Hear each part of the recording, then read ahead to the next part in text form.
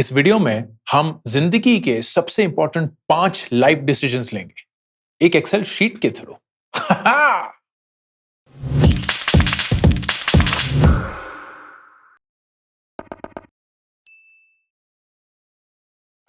दोस्तों, अगर आप इस चैनल को फॉलो करते हैं तो आप ये जानते होंगे कि मुझे एमएस एक्सेल से बहुत प्रेम है। अगर आप इस चैनल में नए हैं तो आपको जानना चाहिए कि मुझे एमएस एक्सेल से बहुत प्यार है।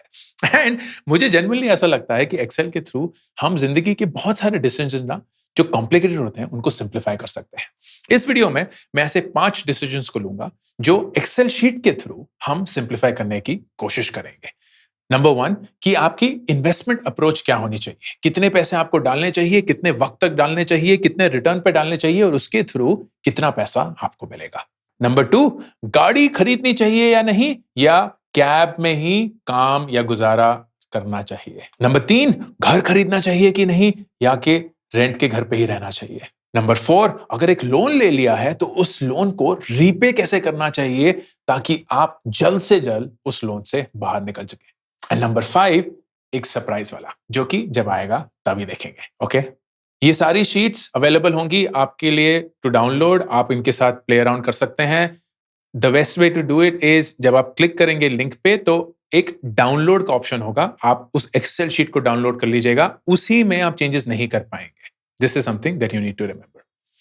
सबसे पहले शुरू करते हैं इन्वेस्टमेंट जर्नी के बारे में। ये एक बहुत ही सिंपल सी एक्सेल शीट है तो इसी से शुरू करेंगे। इस एक्सेल शीट में मैं ये दिखाने की कोशिश कर रहा हूं कि आप किस उम्र से इन्वेस्टिंग शुरू करेंगे, कितनी उम्र तक करते रहेंगे, कितना हर महीने इन्वेस्ट करेंगे, तब जाकर आपको एट द एंड ऑफ जब आप इन्वेस्टिंग रोक देंगे कितने पैसे मिलेंगे। नॉट जस्ट उस वक्त के हिसाब से बट आज के वक्त के हिसाब से भी, क्योंकि हैशटैग इन्फ्लेशन हमारे पैसे की अहमियत को, औकात को घटाता है। So it is very important कि आप उस समय के पैसे को ना मेजर करें बट उस समय के पैसे की आज की डेट में क्या औकात है उसको मेजर करें। Let's look at this. तो मैं ये एज्यूम करता हूं कि आप 20 साल के हैं, आप ज्यादा के भी हो सकते हैं, ये नंबर आप चेंज कर सकते हैं। जो भी ग्रीन सेल्स हैं वो सब के सब आप चेंज कर सकते हैं।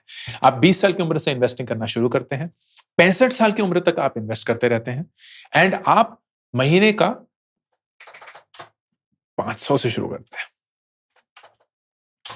500 रुपए डालते हैं एंड 500 रुपए डालकर आप हर साल इस कंट्रीब्यूशन को 5% से बढ़ाते हैं। इसका मतलब आप पहले साल 500 रुपए डालेंगे हर महीना, अगले साल उसी अमाउंट को 5% से बढ़ाएंगे, मतलब 500 की जगह 525 रुपए 13वें महीने से डालेंगे all the way to 24th month. फिर 25th मंथ से 525 को फिर से 5% से इंक्रीज करेंगे, सो on and so fourth. And हमने ये अज्यूम किया है कि इन्फ्लेशन 5% पे है, जो कि करीब करीब है। मतलब पैसे की अहमियत हर साल 5% घटती जा रही है। जो चीज आज 100 रुपए की है वही चीज कल नहीं, अगले साल 105 रुपए की होगी।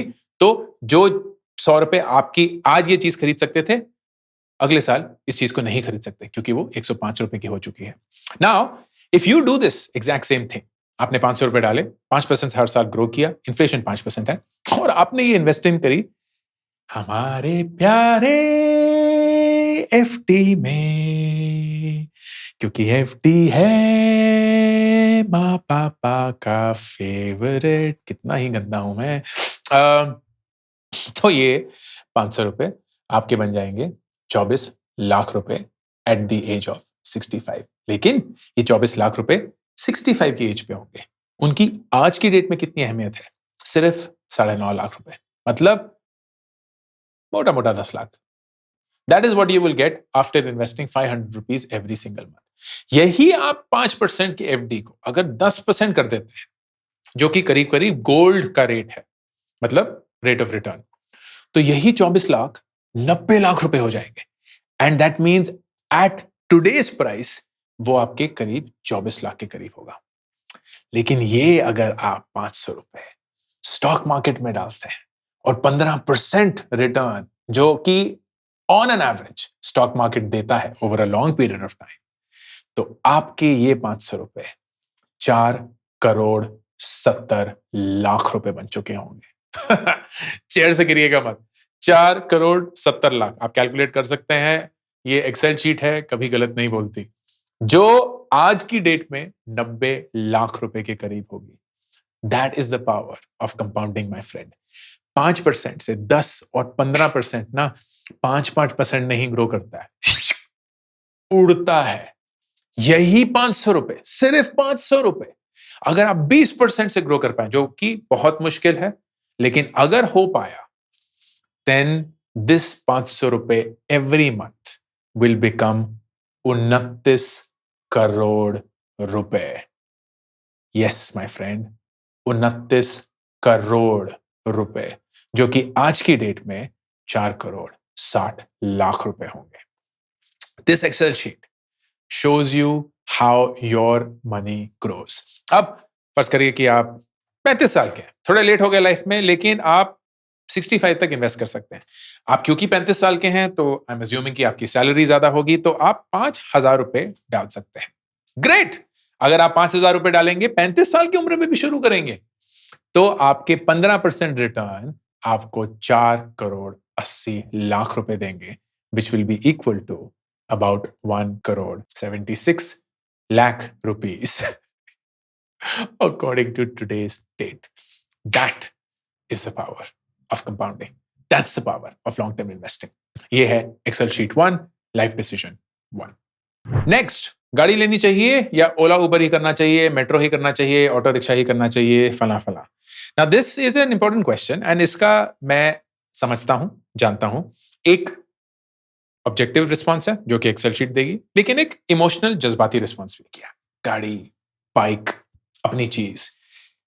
आई एम नॉट सेइंग ऐसा मत सोचिए, I am not saying emotional मत होइए। What I am saying is emotional होने से पहले कम से कम नंबर्स को देखिए। ऑब्जेक्टिविटी बहुत जरूरी है। ऑब्जेक्टिवली उस चीज को डिफाइन करिए। That is what this Excel sheet will do for you. कैसे? एनालिसिस पीरियड 5 साल का है एंड आपको कुछ कुछ सवालों के जवाब देने होंगे जो कि हरे में है। तो लेट्स स्टार्ट। पहले तो आप कितने kilometre on an average travel करते हैं? मैंने अज्यूम किया है कि 1000 kilometre on an average travel करते हैं एंड फिर ये भी बोलते हैं कि एवरेज रेट जो है ओला उबर का कितना है। 10 रुपए मैंने अज्यूम किया है, इसको 12 रुपए भी कर सकते हैं, जो भी होगा। तो मंथली कॉस्ट ऑफ हायरिंग जो है वो आपका 12,000 रुपए पड़ता है। 1000 किलोमीटर इंटू 12। ये थोड़ा कम ही होगा क्योंकि पहले जो 3, 4, 5 किलोमीटर होता है उनका एक फ्लैट रेट होता है, बट लेट्स जस्ट अज्यूम ये रहेगा। But this is just your expense. अगर आप गाड़ी खरीदते हैं तो उसकी डाउन पेमेंट देनी है, उसकी ईएमआई देनी है, उसके मेंटेनेंस पे खर्चा देना है। नाउ अज्यूमिंग कि आप गाड़ी खरीद सकते हैं, मतलब आपकी हैसियत है गाड़ी खरीदने की, इसका मतलब ये भी है कि आप उस पैसे को भी खर्च कर सकते हैं।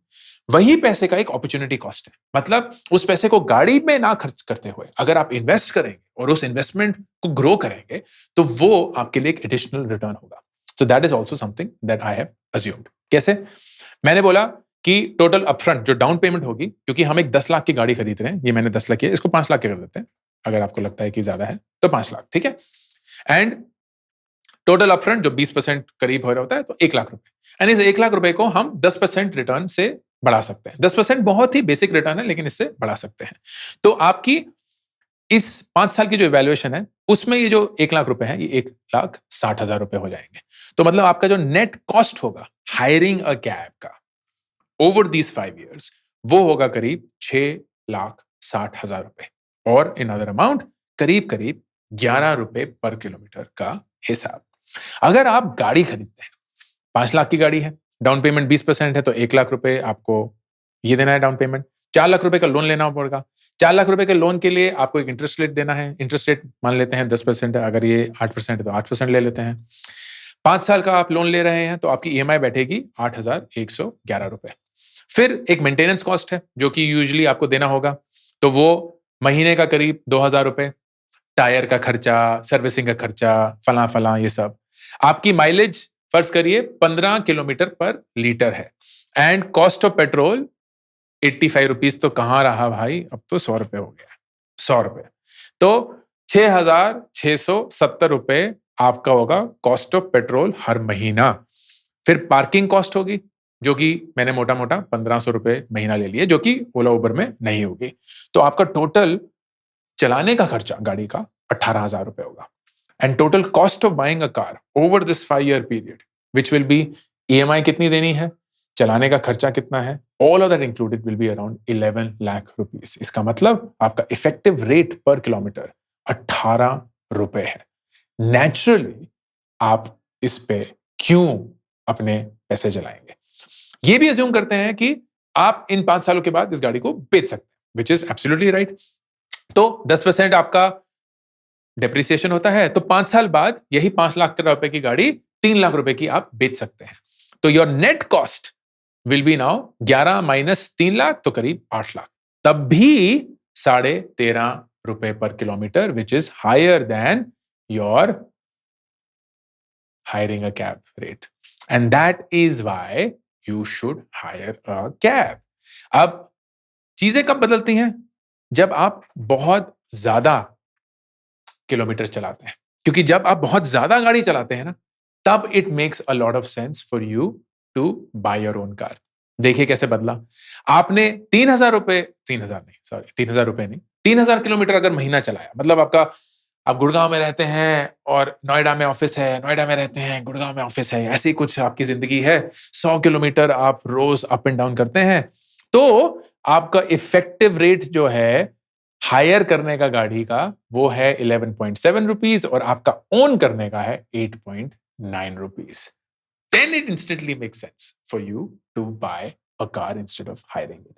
Again, a great way for you to objectively figure कि गाड़ी खरीदनी चाहिए या हायर ही करनी चाहिए, एंड जज्बात को थोड़ा सा साइड रखते हुए objectively look at the data. ये भी एक्सेल शीट कमेंट सेक्शन में। फिर आते हैं तीसरे लाइफ डिसीजन में, जो कि बहुत ही इंपॉर्टेंट लाइफ डिसीजन है, वो है घर खरीदना चाहिए या रेंट पे लेना चाहिए। Now I am not saying कि घर नहीं होना चाहिए, घर होना चाहिए। मेरे पास भी अपना घर है, मैंने 39 इयर्स की एज पे अपना घर खरीदा। उससे पहले मैं माँ बाप के साथ रहता था या किराए पे रहता था, and I feel that's one of the best decisions I have made, क्योंकि मैथमेटिकली वो डिसीजन एकदम सही था। How? Let's go through it. तो हम अज्यूम करते हैं कि हम 20 साल के पीरियड के लिए इवेल्युएट कर रहे हैं, एंड लेट्स स्टार्ट। महीने का हमारा रेंट कितना है? हम बोलते हैं 15,000 रुपए। हमें, अगर हम एक कॉर्पोरेट जॉब करते हैं, एक HRA टैक्स बेनिफिट मिलता है जो करीब करीब 20% का होता है। मतलब हमारा नेट रेट जो हो गया वो 15 नहीं 12,000 रुपए होगा। तो साल के आपने करीब 1.5 लाख रुपए रेंट दिया। अज्यूम करते हैं कि हर साल रेंट 10% से बढ़ता रहता है।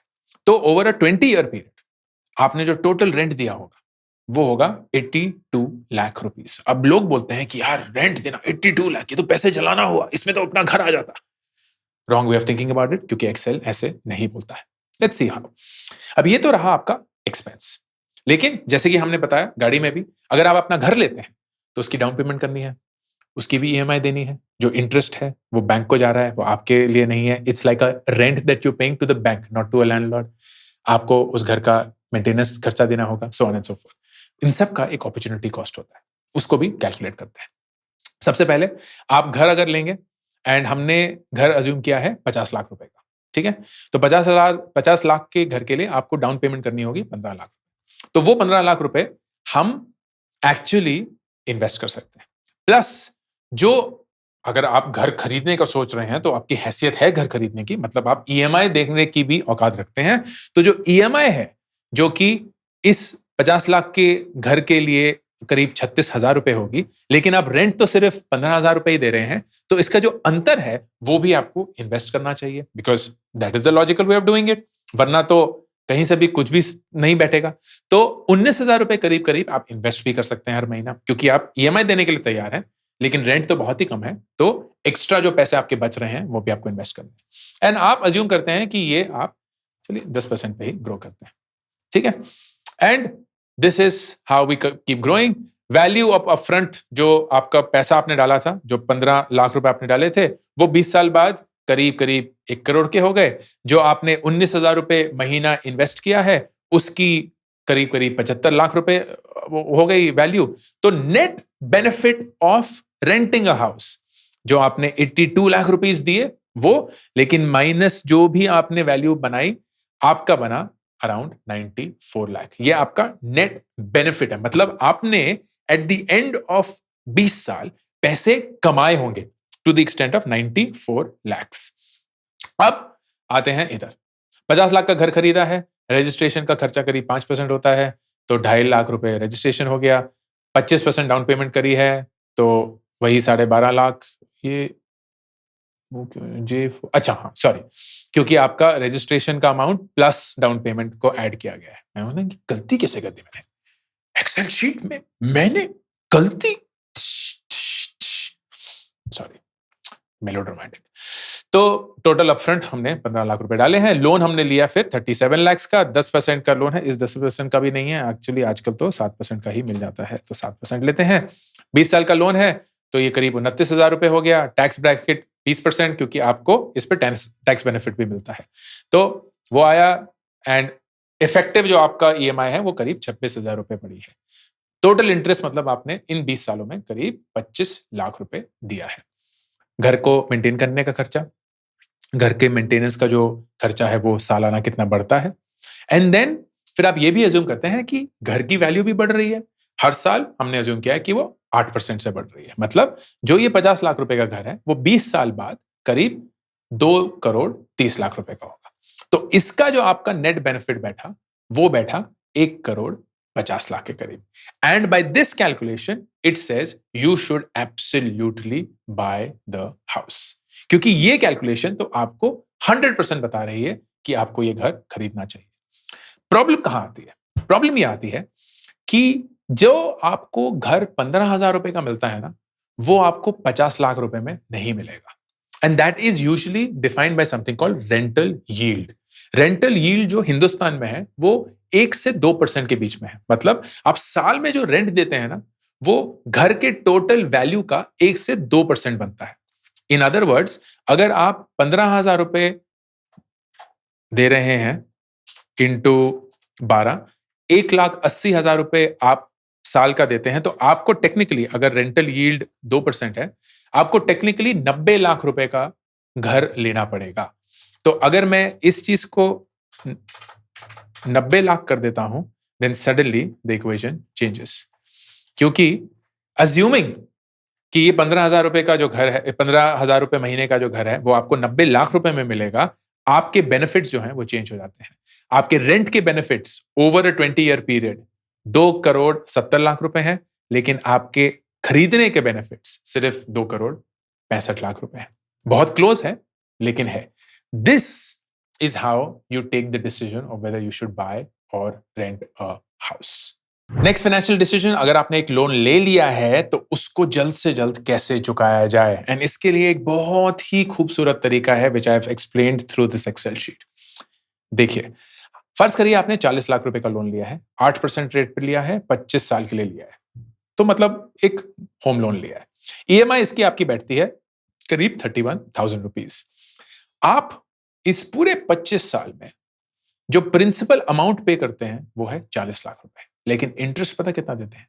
52 lakh rupees. And this is how it shows. तो आपके महीने में आपकी ईएमआई जो होती है, कितनी उसमें से लोन की तरफ जाती है? तो पहले महीने में 31,000 रुपए में से सिर्फ 4,200 रुपए आपके लोन चुकाने में जाते हैं, और 27,000 रुपए आपके इंटरेस्ट चुकाने में जाते हैं। एंड आपकी इसकी वजह से जो आउटस्टैंडिंग लोन है वो सिर्फ 4,200 रुपए से ही घटता है। Now how do you actually reduce this faster? एक तरीका which is a very simple way of doing it is कि आप हर साल एक एक्स्ट्रा ईएमआई देंगे। मतलब आपने एक साल में 12 बार 30,000 रुपए दिए, और आप साल के एंड में बोनस आ गया या कहीं से पैसे जोड़ के आपने कर दिया, आप एक और ईएमआई देंगे at the end of the year. अगर आप एक ईएमआई हर साल देते हैं तो लुक एट दिस डिफरेंस, जो 52 लाख रुपीस इंटरेस्ट था वो घट के सिर्फ 40 लाख रुपए हो जाता है। मतलब आप 12 लाख रुपए अपना इंटरेस्ट बचाते हैं सिर्फ एक ईएमआई ज्यादा देकर। मोर इंपॉर्टेंटली ये कैसे होता है? आपका जो टेन्योर है, and I am just going to scroll to find out कि वो किधर है, ये रहा। आपका जो टेन्योर है वो 300 महीने का था, वो 300 महीने से घटकर सिर्फ अब 238 मंथ्स हो चुका है। मतलब 238 मंथ्स पे आपका लोन चुक जाएगा। Now another way of doing it is कि आपका साल में जो इंक्रीमेंट होता है उसकी वजह से आप जो अपनी ईएमआई है ना वो बढ़ा सकते हैं। And if you are able to increase your EMI by 10% every year, मतलब जो आपकी ईएमआई करीब 31,000 रुपए की है, उसको आप 3,000 रुपए से हर साल, मतलब अगले साल बढ़ाएंगे, तो 31 की जगह 34,000 रुपए देना शुरू करेंगे, सो ऑन एंड सो फॉर्थ। ये कर look at the difference. 52 lakh का इंटरेस्ट घटकर सिर्फ 23 लाख रुपए बच चुका है। एंड दैट मीन्स जो आपके 25 साल का लोन था वो अब आप सिर्फ और सिर्फ 125 महीनों में, मतलब सिर्फ 10 साल में चुका पाएंगे। 25 साल का लोन सिर्फ 10 साल में चुक जाएगा अगर आप हर साल अपनी ईएमआई सिर्फ 10% से बढ़ाएंगे। सबका नहीं हो पाता है ये, तो अगर आप ये 5% करते हैं, ये एक ईएमआई डालते हैं, that too is a great start. This is where I feel most people are comfortable.